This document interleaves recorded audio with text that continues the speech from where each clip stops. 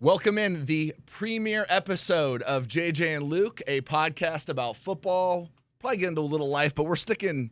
This is pretty healthy football here. Luke, Hall of Famer, Luke Kuechly. Have you gotten used to hearing that yet? No, not yet. That's for you to talk about, JJ, and I'll let you kind of take care of that. I am not a Hall of Famer, but we do have the yellow jacket. I still use the football, so I'm happy about that. Luke, we are starting Combine Week. It's sort of the unofficial beginning of the 2026 season. The league year will actually start in a month or so, but we've kind of moved on from the Super Bowl. We are moving towards the Combine. It starts February 23rd. It'll run for about 8 or 9 days. First thoughts, when you were a player back coming out of college, out of Boston College, what do you remember about the Combine and how the lead up to that sort of affected you as the person and the player? I think there's a lot of unknowns, a lot of excitement, a lot of unknowns. You know, you decide you're going to leave school early. I left as a junior, and then you immediately go down to Florida and start training. And the thing that I always had heard the whole time was, how big are you going to be and how fast are you going to run? And those are the two things that I was most concerned about. I came into training at 232 pounds, and they wanted me to be 240. So in like an 8-week program, I had to go from 232, 233 to 240. And I had to run. They wanted me to run in the 4.5s. I had never run a 40, a true 40, since I was probably a sophomore in high school. So I had zero idea of what that was going to look like. And you really don't have any idea of what the Combine's going to be. You hear about it. You hear the tales about it. You get itineraries of what the Combine's going to be like. But when you show up at the Combine, they hand you a schedule, and it's a mad dash for 3 or 4 days. And then the last day is when you run, back when I was in the Combine. So, you know, they have the meetings, they have the interviews, you have all your medical, you have your weigh-in, your size, your weight, your speed, all that stuff. And then then that last day, I think for me was a Thursday, is when you get on the field and get to run. So it was very exciting for me, but the two things that I really needed to figure out is how fast was I going to run and how much was I going to weigh. It's always funny. I always feel like everyone hears from first of all, I want to know, who is they? Who is they? Because it becomes a little bit of a nebulous thing. It's like the cloud. That's right. The cloud. You know, you want to fit. You're trying to fit into a set of characteristics from a team. We need you to be 6'1" to 6'4". We need you to weigh 237 to 242. We need you to run from 4.5 to 4.65. Like, that's what teams are looking for. And you know, you've seen it. You see it every year. Guys move up in the draft, move down in the draft based on height, weight, speed. But my agent and everybody that he had talked to, and the scouts and the teams and the GMs, that was kind of the general consensus was, this is what they wanted me to weigh. This is what I had to run, and I had 8 weeks to get there. I always laugh because my experience was very similar. They wanted me to be bigger and run faster, which of course is always like, how do you do that? I don't blame them. Bigger, faster is better. The D linemen and linebackers, they go first on February 26th. I can imagine the D linemen are feeling the most amount of pressure. We'd like you to be bigger and run faster. And they're like, if I could do that, I wouldn't be playing this position. If I could run faster, I wouldn't weigh as much, and I'd be playing linebacker or some other position. So as you're getting ready for the Combine, this is what all these guys are going through. 250, 260 athletes going to Indianapolis, scouts.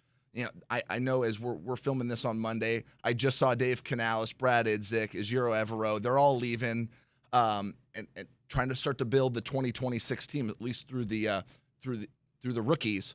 But as you're getting ready to go as a player, I still want to keep you as a player. You made an interesting point. The thing you're worried about most is day 4, basically, the last day you're at the Combine. But you're there for 3 days before doing medical, doing meetings, a wide variety of things. You're being pushed and pulled. How stressful is those first 3 days knowing the thing in your mind, I got to run fast, is actually at the end? You know, it was really interesting. So in college, I was pretty clean medically. I tore something in my elbow that wasn't a big deal. And then going into my junior season, I had some real bad tendonitis in both knees. So I didn't do the summer workout program, but it didn't affect me during the season. But of course, everybody asks, hey, do you have any medical? And they can see all that stuff. So I had my knees poked, prodded, pulled, checked. And I remember I got done with one of the days, and I was like, man, my knee is sore, because you get all these guys checking it out. They want to see for themselves Is your knee, in fact, okay? They MRI it, they look at it, all the teams check it out. And after that day, I remember thinking, like, my knee is sore. So everything ended up being fine. But mentally, I'm like, I need my knee to be 100% by the time that I run. So that was probably the biggest thing mentally for me going into that last day was, can I get that knee back to where it needs to be? And there's nothing wrong with it, but it had been moved and prodded and checked, and it was a little bit sore, but luckily it was like a Tuesday and then a Wednesday I had a break, and then Thursday I got to run. So by the time Thursday rolled around, I was good to go. But the medical part for me was pretty clean. I mentioned my knee, and then the interview processes with the teams was pretty straightforward. I think, like you said, my biggest stressor was the weight, and I want to say that was day 2, and then how fast was I going to run the last part of the combine. It's actually really funny. Hopefully we can put this up on the screen. If not, I'll just kind of describe it. I was looking up your raw athletic score. You and I have talked about these. It's sort of the speeds, the jumping, all the skills, right? You got 225 bench press, the 40-yard dash, 3-cone drill, all these various drills. And then compared against everyone in your position, they rank them. I looked at yours. First of all, you're a 10.0. I want to talk about that maybe some other day when I don't want to embarrass you too much. 10.0, which basically means the top all-time athletic linebacker. But there was one area that you were not green, which means outstanding, and it was your weight. You're a middle-of-the-road weight guy. I think I weighed 242. You nailed it. It was 242. And then I remember I never weighed that ever again in my life. That's right. So you drink all that water before you get up on the stage. You weigh 242, and then the game is, all right, how fast can I dump that water weight? Yep. So then when I run the last day, I'm not 242, I'm 235, 236. So I didn't go to the combine. Notre Dame had a pro day, so that became my combine. Of course, you had pro days. There's going to be pro days coming up in a couple of weeks where all the scouts and teams are on the college campuses. Guys have a second chance to work out. But that was my combine. That was my big day, and I remember playing the year at 232. Green Bay specifically, who ended up signing me as a free agent, they were the nebulous they. I had one team interested. Yeah. I was following a guy named Rob Davis who played defensive tackle and long snap. This is years ago. Rules hadn't really changed. He weighed 280. That's a big boy. So they wanted me to be as heavy as possible. So I actually had a weight minimum, a little bit like you. Yeah. So I played my senior year at Notre Dame at 232. I weighed in at 254.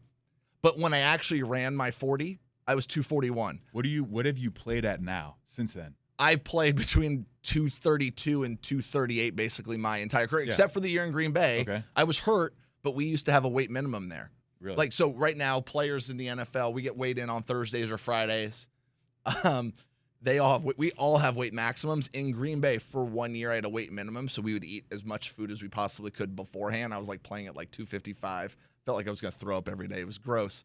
But there is this game of shedding weight. I probably ran the 40 at least 13 pounds less than I officially weighed in. I had sweats on. I was hiding clothes wherever I could to weigh in. And then you strip all of it. You go to the bathroom like 5 times and then go run 40. There you go. It's a stupid game. Everyone plays it, though. You kind of have to play the game, and your agent and teams kind of, they tell you what they need to know. But I think that's some of the silliness of the combine. You brought up an interesting point, and I want to get your perspective. So as a player, you were not worried about the interview process. Mm-hmm. You thought you were comfortable with that. Certain guys, I think it comes very natural. They're not worried, or there's no gotcha questions. A lot has been made about this over the years. On the scouting side, you were able to sit in on some of these interviews, both combine, because they video everything. You see all this stuff, but also in-person stuff here in the building. I thought it was interesting this past week, Liam Cohen, James Gladwell, GM and head coach of the Jacksonville Jaguars, came out and said, we're not going to the combine. We're not interviewing anybody at the combine, players that is, and we're not doing top 30 visits, at least the interview process. I'm not sure if they'll do the medical. You and I have a little bit of a different perspective on this because you think it's really important, but now they're the second team, them and the Rams, that are sort of tapping out of the interview process. Yeah, we kind of spoke about it a little bit. I think it's any opportunity to gather information to me is valuable, right? And these scouts that go gather information on these guys have been doing for probably 2 or 3 years by the time these guys are seniors. Sometimes it could be 4 years if they're a fifth-year senior. These regional area scouts do such great homework on them, from background, family history, to how they learn, to best spot on the team for them. But I still think that there's a tremendous value in sitting down across from these guys as coaches and as a GM, of seeing what this guy's like. And if I'm a linebacker coach, I want to know, and I'm going to talk to him about, how do you learn best?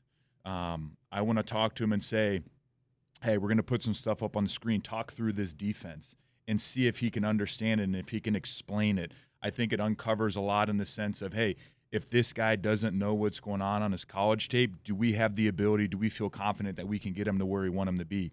I think when you go into these interview processes, you have to understand where that guy in your team fits, right?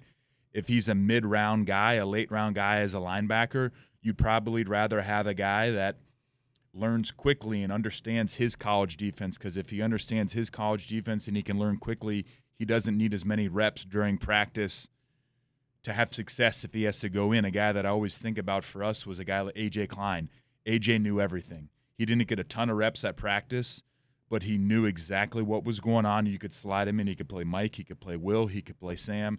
And I think there's a tremendous value in sitting across from these guys and getting a feel for them, how they learn, how much they know. I think there's a tremendous value in seeing, hey, as a coach, as a linebacker coach, does he fit in our room? Does he fit with Thomas Davis? Does he fit with A.J. Klein? Does he fit with Ben Jacobs? I can gauge personality based on sitting across from it. It might only be 15, 20 minutes, but I think you can learn a lot in that 15, 20-minute window. Who do you so do you remember, was it general managers, head coaches? Who was doing most of the interviewing process when you were a player? I think it's all of them. I think each team is different. Some teams have head coach, GM. Some teams have head coach, coordinator, position coaches, and scouts. I think every team is a little bit different, but I think the opportunity to gather information not only for the draft, but say in 2 or 3 years there's a guy that you really like and he gets cut or he's a free agent, you have that to fall back on and say, hey, 2 years ago we sat across from him, we saw him in person, we talked to him, we really liked his personality, and now he's a good fit for our team. Yeah, you and I have a little bit of a different perspective on it. Certainly this is counterintuitive. Like, we're going to actually gather less information on a player. So I'm always wondering, okay, the Rams, they've been pretty successful drafting. The Jaguars, James Gladstone, GM from the Jaguars, comes from Los Angeles. It's a copycat league. It's what he's used to. But it's like, why are they doing it? Here's the one thing I'll push back on to you on this idea. Sometimes guys are pretty good in a 15 or 20-minute interview of kind of faking who they are. Mm-hmm. It's certainly not the same information that you'd get maybe from an area scout who is in the college locker rooms for 3 years, or talking to the equipment managers, or on those practice fields. So I do wonder if there is, maybe it's not the best idea. Who knows? We'll see. Look, if Jacksonville starts drafting as good as the Rams have drafted the last 3 years, maybe the whole league will just scrap the interviews. But I do think people are capable of deceiving you for 15 or 20 minutes. Or, and this is the part that I'm even a little bit more worried about, do teams fall in love with personality? Hey, that was a fun guy to hang out with, and begin to overlook some of the football. You certainly see it as two parts of the same puzzle. Yeah. I just always worry, and again, I'm a data guy. I'm a little bit more of an analytics lean.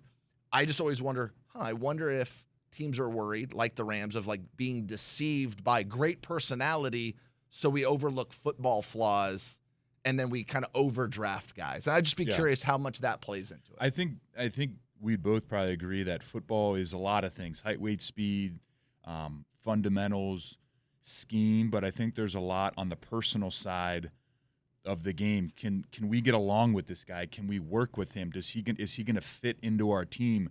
I think a lot of that you can gauge by sitting across from a guy and learning from him. Yeah, I'm sure you can be deceived. I'm sure you could fall in love with the personality. But personality alone, to me, doesn't make you a good football player. Just like height, weight, speed doesn't make you a good football player. I think there's a lot that goes into it, and I think the combine is just a piece of the evaluation process. And obviously the Rams have had success, like you said, but I think if it was me, I would want to sit across from these guys that we're going to draft and put a ton of resources and time into, and that's just how I would fall.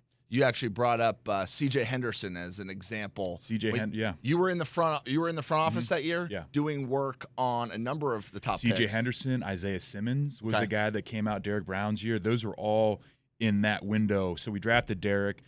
C.J. Henderson was that year. Isaiah Simmons was that year. And when a guy gets cut off a team, like an Isaiah Simmons, I think we traded for C.J., right? Yep. You don't get a chance to go talk to that guy and be around him and sit across from him. But if you've done it 2 years earlier, at least there's a little bit to fall back on. And they can change, but I think it's important to have touch points on different players. And for us to have the opportunity to sit across from C.J. Henderson or Isaiah Simmons and say, hey, we really like this guy, but we like Derek more. And then you fast forward a couple years down the line, we ended up with two of those guys. I think it's just a really beneficial process. I think it's interesting, right? So in that year with Derek Brown, that was going into the 21 draft. We drafted. No, the 20 draft. Derek was in the 20 draft. In the 20 draft. So that was kind of a weird year because that was COVID. Mm-hmm. I think the combine actually happened, then COVID shut down. But it is interesting that you bring that up. People say, hey, you're only going to draft one guy in the first round. Why all this information? Well, you just laid out a perfect example. We drafted Derek, I think it was 8 or 9 or 7. It was 8, 9. 7 overall. Herbert went 6. C.J. Henderson went maybe 8 to and then Jacksonville. I want to say that Isaiah was like up there. 11 to Arizona or something. Yeah, out of Clemson, right? And they actually went Derek Brown and then then Simmons and then Henderson. There you go. So thanks, Matt, you're on it already. We're already. I love it. We said, hey, Matt, you're gonna have to throw us some stuff here. That's perfect. So you got 7, 8, 9 in the draft order, but the cool part is, like a guy, I'll use an example like Isaiah Simmons. He played for us this year, had the big block punt in the playoff game, nearly won us the game on that play.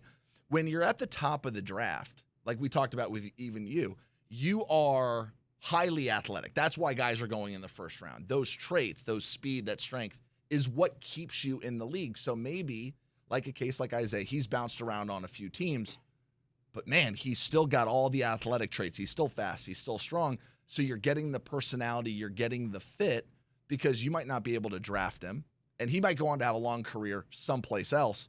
But if he fails in a spot or two, you've got information that's like, hey, I remember when we brought him in this fall, I guess it was closer to the winter, like, hey, we really think this is a guy that can help us on special teams. He's big, strong, athletic. Good dude. And we think we can build him up through special teams and then maybe find a defensive role. Obviously, on a one-year deal, you don't know how much of that's going to happen, but you had information. Our scouting department had information that said, hey, if we bring him in, he'll be a good fit with Tracy Smith, our special teams coach, eventually with Evero on the defensive side. So that stuff's really valuable, and that's where you think that interview process is a little bit more – it's maybe not short-term, maybe it's long-term. I think it's long-term too, yeah. And I think this, like you mentioned, the scouts do – such a good job. So there's regional scouts. They have regions of the country. So one guy has Clemson, and he goes in and talks to Dabo, and he says, hey, give me the dudes the next 3 years. And I'm sure since Isaiah was a freshman or a sophomore, Dabo told him, hey, this is a guy to look at. So he's been doing homework for 3 or 4 years on him. All right, you're listening to the JJ and Luke podcast I actually was thinking about it. It's like Hall of Fame elect. You're sort of like it's like the president before he gets the gold jacket, before you take like the walk down Pennsylvania Avenue or whatever. Hall of Famer Luke Kuechly. I'm just going to keep saying that because it's kind of cool, and I'm sort of invoking my Joe Buck. Yeah, I was going to say. It kind of feels that way. And it makes Aikman always looks at him like, all right. All right, let's move on. All right, well, so obviously that's going on right now. Combine will be happening here for the next 8 to 10 days. A lot of information go out of the Combine. It's when the agents can begin really, they're in the same place. It's unofficial tampering. Yeah. I think is the beginning of those conversations, talking with agents, talking with coaches. Simultaneously at the Combine, the franchise tag has opened, right? Doesn't sound like, listening from interviews with Canales and Dan Morgan and Brant Tillis, that the Panthers necessarily are in the franchise tag window with any of the free agents. Could still happen. We don't know. There are some around the league, some really big potential franchise tag. And why this matters for the league, not only the league, but also for the Panthers, is it begins to tell you what the free agent market looks like. So a couple of the names that are notable. George Pickens in Dallas. Seems like he's going to get franchise tagged. We'll see. Daniel Jones, he's been on this now a couple of times, and I want to get into him because it's kind of an interesting conversation. But we also have Kenneth Walker III, Seattle. He had the outstanding playoff run, specifically the Super Bowl. Trey Hendrickson, who's been in Cincinnati, that's been someone that's been kind of linked to the Panthers over the last maybe 18 months. Kyle Pitts, Atlanta, tight end, has been, even if it's just on social media, sort of linked to the Panthers. Who knows? Breece Hall, running back with the Jets, doesn't feel like maybe necessarily anything that would happen here. Luke, you as a free agent, you never got to free agency. You were a couple years away from the franchise tag. But just first as a player, as a highly drafted player, this may come up here in the future with Bryce Young, certainly did with other Panther rookies, J.C. Horn, for example. How much was the franchise tag talked about to you as you were beginning to go through the negotiations for your extension, even though it was between year 3 and 4? Yeah, so year 3 and year 4 is when it happened. So I had year 4 to play on my rookie deal and then the 5th-year option. So technically I had 2 more years left on the deal. So the tag wasn't mentioned at all as an option to keep me under contract. But I want to let you get into how the tags work. There's 3 of them. We can get into that in a second. But kind of the way the tag got brought in was the extension started with 2 years of the tag. That's kind of where the first meaning the price tag. So if the franchise tag was $40 million for like a quarterback, and then year 2 is like 48, the agents and the team are like, okay, well, we're starting at $88 million guarantee. We're gonna put those 2 years together. If we're not talking about that, we're not talking. Yeah. So it was basically like say the tag was 10. So year 1 on a tag would have been 10. Then year 2 would have been 120%. So it would have been 10 plus 12. So 2 for 22. That was like the base of where the contract was going to start, and then the team and my agent kind of took it from there. So that was the only way that the tag really got introduced to the contract, was the base case, the first 2 years of the extension. Yeah, I think that's interesting because you had essentially 5 years. Yes. You were signing between years 3 and 4, so you were still under contract for 2 more. And you made the comment like the extension starts in year 6 with the franchise tag. So you begin to sort of map out the long-term extension. Now, these guys, these franchise tag players, they're at the end of their deals, right? And I think what's really interesting about the franchise tag is all of these guys likely will get tagged. Yes. The reason for that is it gives the team control and time to work out a deal. They'll have until, I believe it's June 15th. We can double check. It's either July or June 15th, but we'll have until June 15th to work out a deal. What I think is very interesting. So last few Panthers to be franchise tagged: Brian Burns, Taylor Moton, KK Short, Josh Norman, who's actually rescinded. So these guys are all going to get franchise tagged, and then the conversation starts. Here's the interesting part at the combine.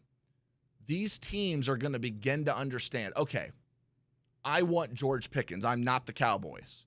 Am I willing to trade 2 1s for this player? Yeah, and get into why it's 2 1s, the tags. So we got the franchise tag come up. There's an exclusive, non-exclusive, and then transition tag. The simplest way to understand it is almost nobody gets tagged on the exclusive, meaning you are locked in. There's no trades. There's no nothing. It's a little bit of a higher number. Most players are going to get tagged on the non-exclusive. That's what you've heard for most of football history. So when you're hearing, hey, who's a good example of this? Oh, Lamar Jackson. Hey, would someone trade 2 1s for Lamar Jackson? Well, that 2 1s comes because he's a non-exclusive franchise tag player. I believe that was what Brian Burns was, a non-exclusive franchise tag player. So any team can sign that player, and if the Panthers, in this case of Burns, says, too rich for my blood, you send 2 1s back. So it effectively becomes a trade. Extension and 2 1s. Extension. Now, if the player signs a deal with the new team, which is very important, or signs that tag, then the trade can be whatever you want the trade to be. And I think that's what happened with Burns, if I remember correctly. Burns signed his franchise tag, and then Carolina worked out a trade because New York was unlikely, in particular, to sign him to an extension. I think this is what's really interesting about the franchise tag. And as players, it's why I think players in the NFLPA fight back on the tag so much, is there's something about it, and I don't know why, that teams don't like negotiating contracts for players they're not going to get. So let's say let's say somebody wants George Pickens. We'll go with an AFC team. We'll say it's New England, right? They had Stephon Diggs this year. They're probably still looking to beef up their wide receivers. They want George Pickens. Even if Pickens is given the franchise tag, New England doesn't like trying to negotiate a deal for Pickens only to have Dallas just go, all right, we'll sign that deal and we'll take him. And they did the work. Yeah. And I don't know if it matters. I don't know if they should think of it this way, but it certainly seems like once a player's franchise tag, whether they sign it or not, they don't. Other teams don't really get into the negotiation with them. I don't know if that makes sense, but is that something you've seen? I think a lot of it too is the players.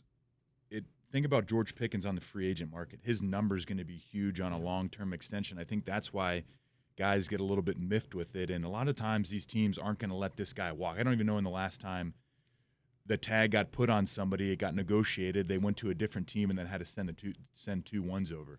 Yeah, I don't know that it's happened necessarily. We could probably do a little bit of research on that. I can't remember. The last one I kind of remember, and this was a long time ago, Steve Hutchinson. Yeah. Remember the offensive lineman for... Was he playing for Minnesota at the time? I'm forgetting. It was actually kind of a funny story. So, like, Steve Hutchinson, I believe, was playing for Minnesota. No, I think he was playing for Seattle. Forgive me if I have it flipped, but those were the 2 teams involved.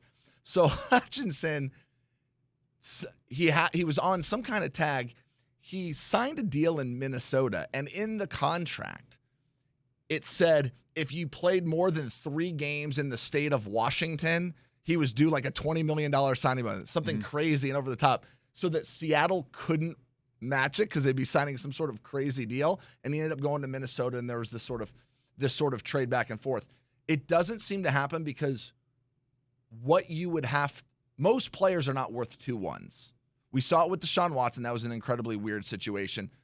We've seen it now, guys, under contract.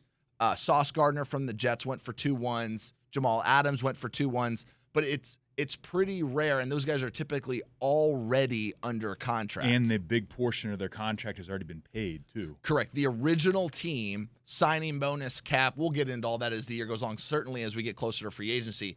But it's very rare for a guy to be traded for 2 ones and then negotiate a brand new contract, which is what would happen with the franchise tag. So that all of those conversations are also happening at the combine. I think the stuff on the field is probably, as a player, it's super interesting. As a player, it's important, but like you said, the agents are going right now and talking to all the GMs. They're talking to other agents. They're pushing their combine guys, number one.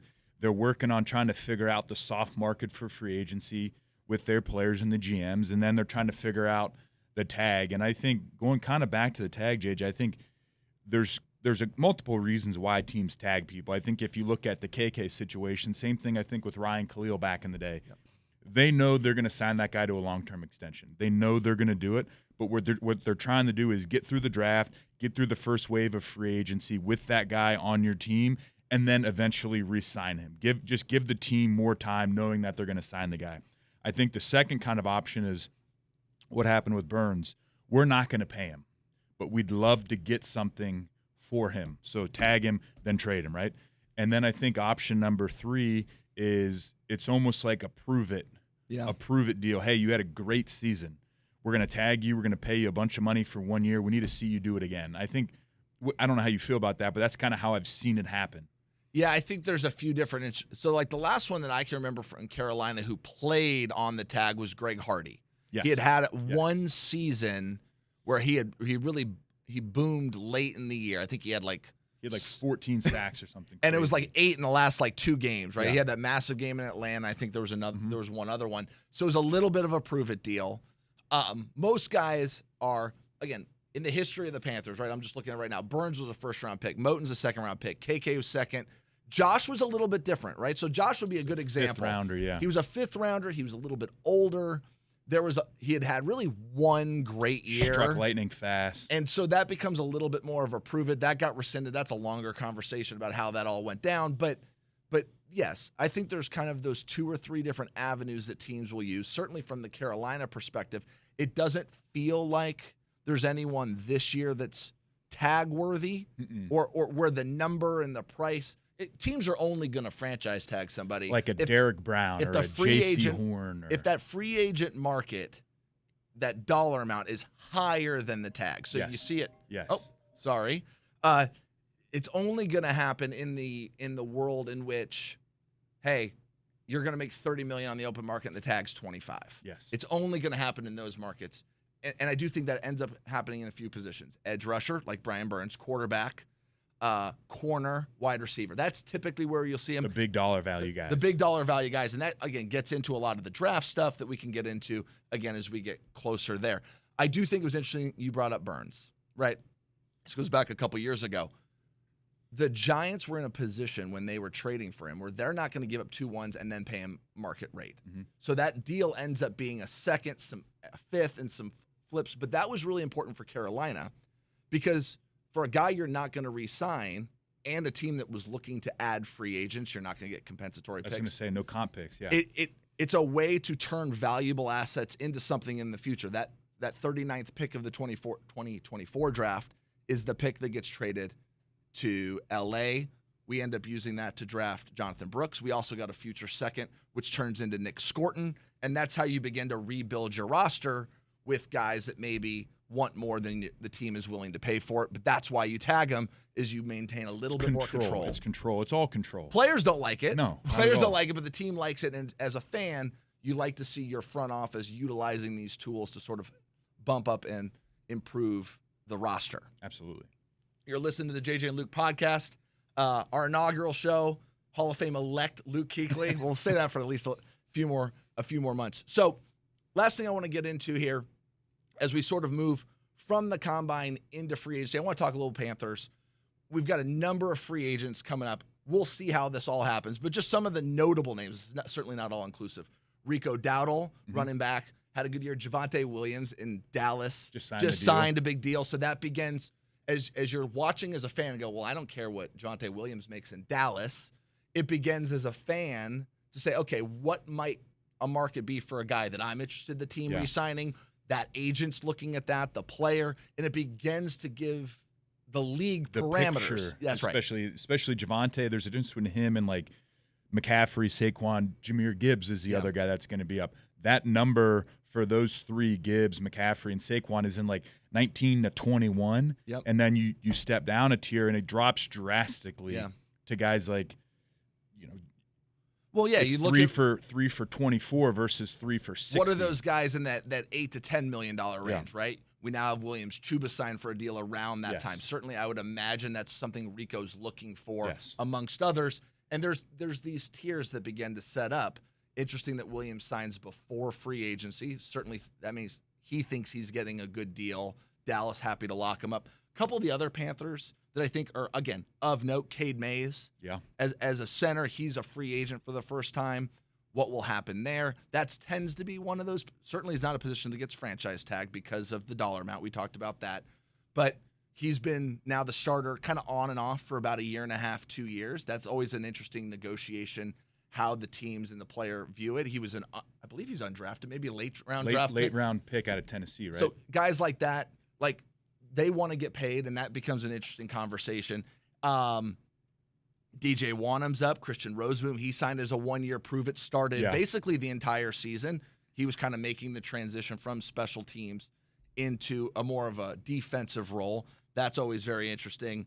Nick Scott, you talked about Isaiah Simmons. I'm rooting for Sam Martin to get a new deal. I like him a lot. I hope he comes back. And so we begin to – some of this is beginning to take shape. And I think as a fan, you're listening into what's going on at the Combine, and we'll hear from Dan Morgan this week. We'll hear from probably hear from Brant Tillis. Certainly we'll hear from head coach Dave Canales. And you begin to get some insights on how the team's looking. I know we're pretty early on in the draft, but as you watch a lot of college football, you keep an eye on all this stuff. What positions in the draft do you think are strong versus weak? Because that does begin to inform maybe your free agent decisions. Do we re-sign a free agent, or do we go try to improve the roster through the draft? But that's a risk because now that's in April. Any positions in the draft that you think, hey, this is a strong spot that the Panthers could improve on, because there's just a lot of those guys in this year's draft. Yeah, I think the one spot that I love looking at is linebackers. I think there's good depth throughout the draft this year.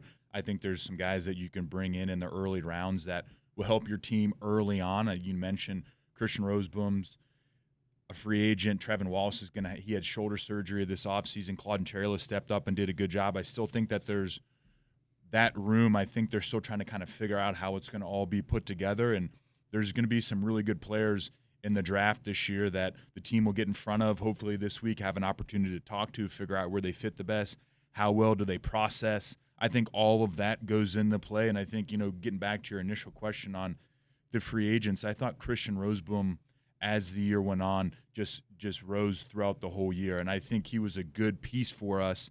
He could play inside. He played outside a little bit.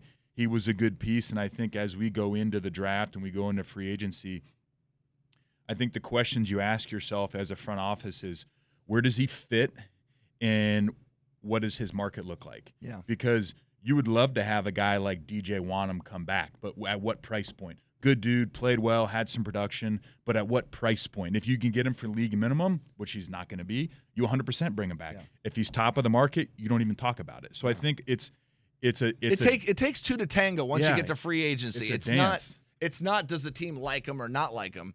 In general, everyone that finishes the year on the roster, the team likes. The question just is price, control, those sorts of things. Well, like Rico's the example that everybody's going to talk about, and we can get into Cade too. Rico, to me, was a huge part of our team, carried our offense for a portion of the season, but at $8 million a year, can't do it. Right. You know what I mean? Yeah. You'd love to keep him. You got Chuba Hubbard in that room. You got Jonathan Brooks in that room. ETN was drafted. Yeah, you've got a bunch of players who are productive. This isn't – I always it's not like we don't like you. Yeah, that becomes the toughest thing, like, we like him, we don't like him. No, there's other guys, and there's going to be some other teams that are going to be out there saying, hey, Rico, come over here. We've got more reps for you. We got more money. And then that's the back and forth with the Panthers versus another team. That's the stuff that's happening at the Combine and really the next month or so. Yeah, these agents are walking in and say, you're Chuba's agent. You're walking into every room and getting a feel for, do they need a running back? Yes or no? How much money are they willing to spend in free agency? Do they like people in the draft? How much do they like our guy? And they're starting to put this puzzle together.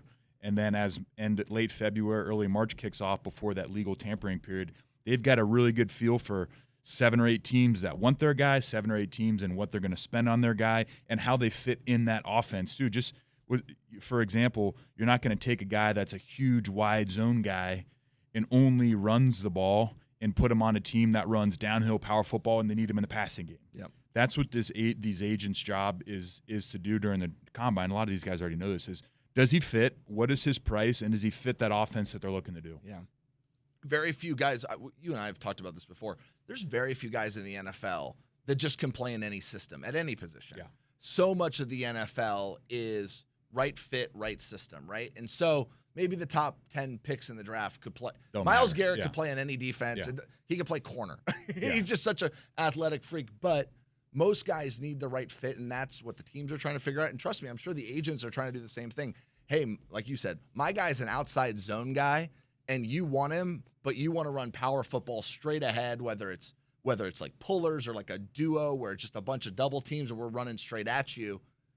It's not necessarily the right fit for the player, and you're trying to get your guys to the right team, both in free agency and in the draft. Yeah, and it's not always strictly about money. You think if you sign a 3-year deal for whatever and you play a year of that and you get cut because you're not a good fit, you only make 1 year's worth of salary on that versus maybe you take a little bit less, you end up in a great system, they highlight you, you play 3 years, you get that whole deal and then re-sign.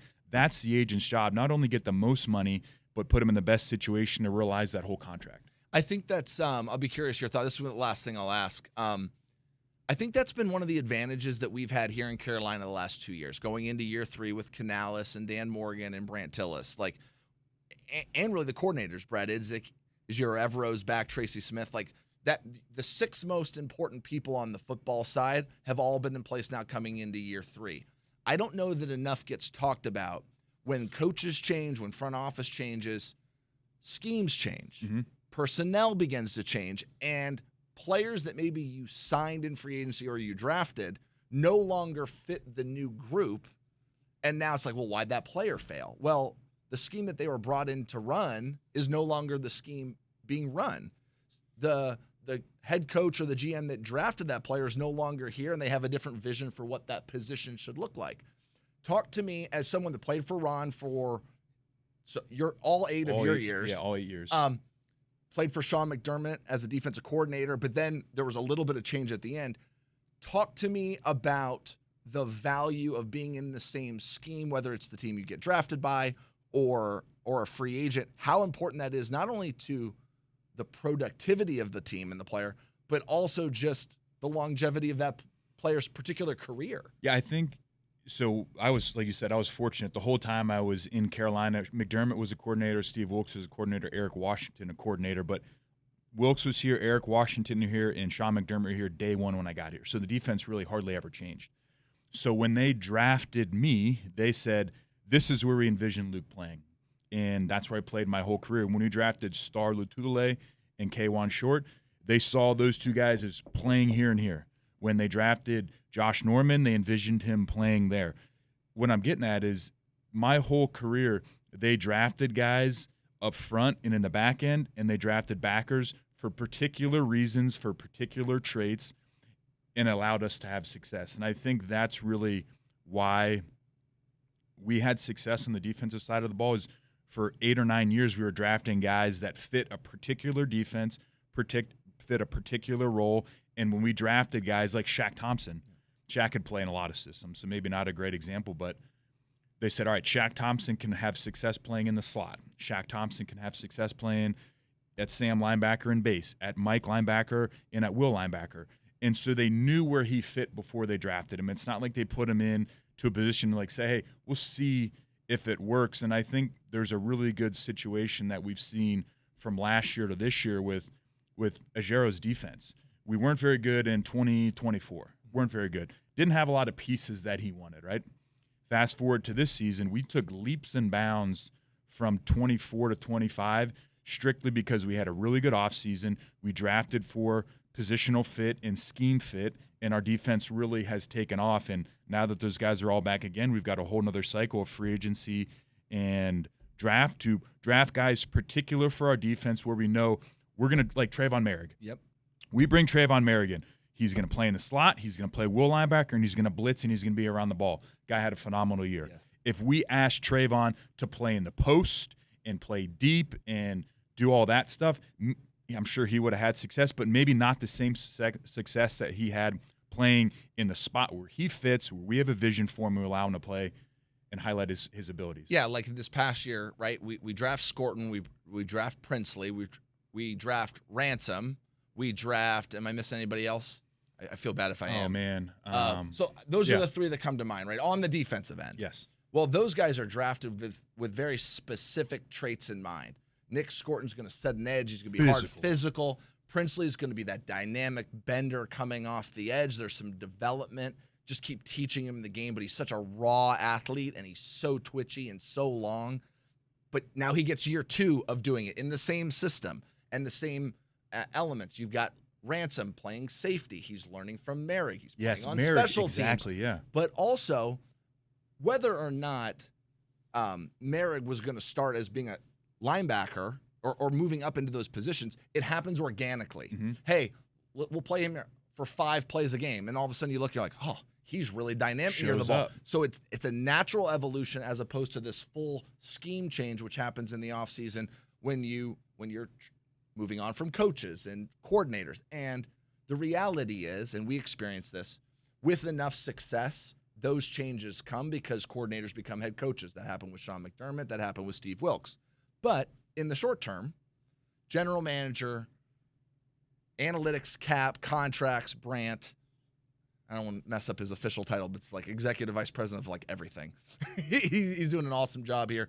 Dave Canales and the coordinators, all of a sudden, you've got a lot of stability, so the vision continues to be the same, and whatever evolution happens, it's just very natural. It's smooth and drawn out. I think that's a huge advantage for the Panthers going into the 3rd draft with this whole group together. Yeah, and I think you always look at the last thing you look at with a player is how does he fit on your team?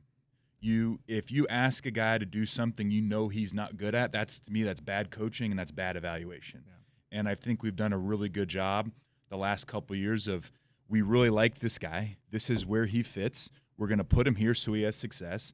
And like I said, if we draft a guy and ask him to do something that we know he's not good at, that's our fault. And we've avoided that. And like you said, we've drafted guys with particular traits and particular spots, and we asked them to play and highlight what they're really good at. And I think that's why we've improved so much recently.